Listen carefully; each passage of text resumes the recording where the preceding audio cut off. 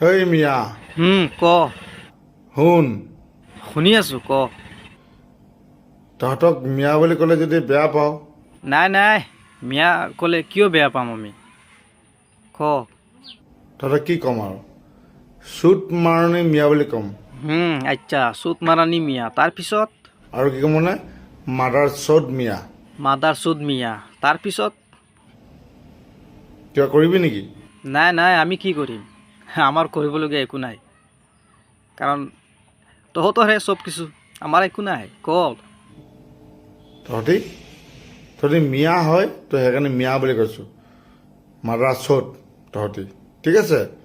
আৰু তহঁতি কি গম পাইছ, তহঁতি মানুহ নহয়, তহঁতি সেই যে পুখুৰীত যে মেটেকা থাকে। নাই আমি মানুহ আমি মিয়াসকল মানুহ নহয়, তহঁত কুকুৰ, ক।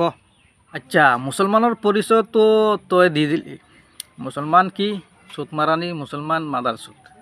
এতিয়া তই কোন, তোৰ জন্ম ক'ত, তোৰ দেউতা কোন, তোৰ মা কোন, তোৰ পৰিচয়টো লৈ যা, মই দি আছোঁ তোৰ পৰিচয়টো। তোৰ মা হ'ল এজন ৰেণ্ডি, তোৰ নিজস্ব কোনো দেউতা নাই, কাৰণ ৰেণ্ডি মহিলাৰ কোনো হাজবেণ্ড নাথাকে। হাজাৰ আছে তোৰ দেউতা, হাজাৰ তোৰ দেউতা। তোৰ জন্মস্থান হ'ল ৰাস্তাৰ কাষত, কাৰণ কোনোবা মাৰি থৈ গৈছিল, তাতে তোৰ জন্মটো হৈ গ'ল, ৰাস্তাৰ কাষত তোৰ জন্ম।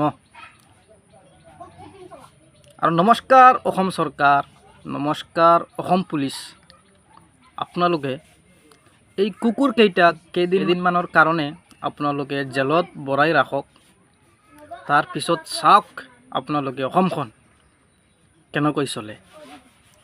এই কুকুৰকেইটাক আপোনালোকে কেইদিনমানৰ কাৰণে জেলত ভৰাই ৰাখক,